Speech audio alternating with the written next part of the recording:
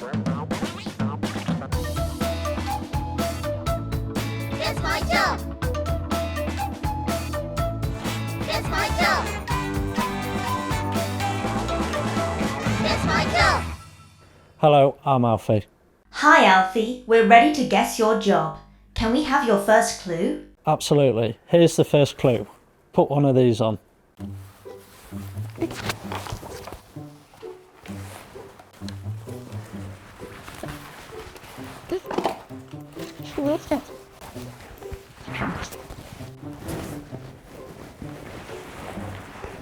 There we go. I've won a yellow one before when I went on a boat on a track. Life jacket for ocean safety. Wow, doesn't orange suit you? Now for the next clue. Can you guess what this is?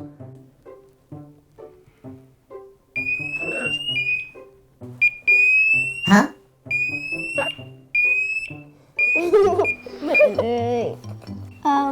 A emergency? I know.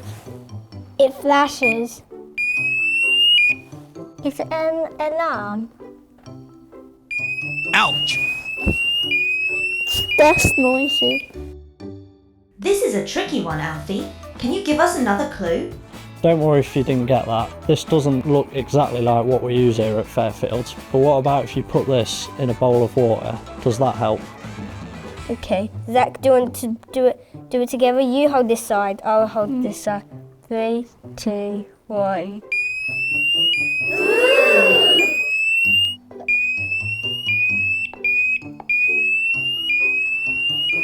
Fire alarm! I think it's detecting what's around it. It makes a terrible noise. Yep. Ouch, that does make a loud noise, doesn't it? This is a water level tester, and as you've probably figured out, when you put the probe into water, it makes a noise. Can you figure out why that would be useful? Calling someone from the other side of the lake.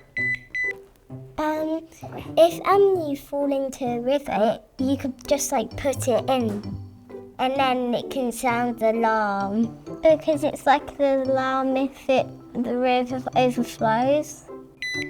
Warning people when there's a flood. Well done, those are some really good guesses. I'm a control systems engineer, and this is an example of a level sensor I use on some of my projects. We use these sensors in our waterways, and this will often sit inside of a metal box to protect the sensor.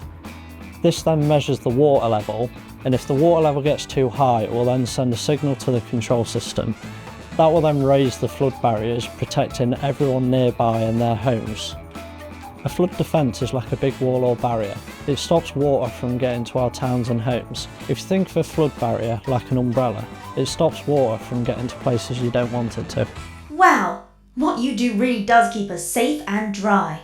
Okay gang, over to you now. Do you have any questions for Alfie? What is it made of? The sensor's made out of plastic, but on the end there are 2 metal probes. These make contact with the water to complete the circuit.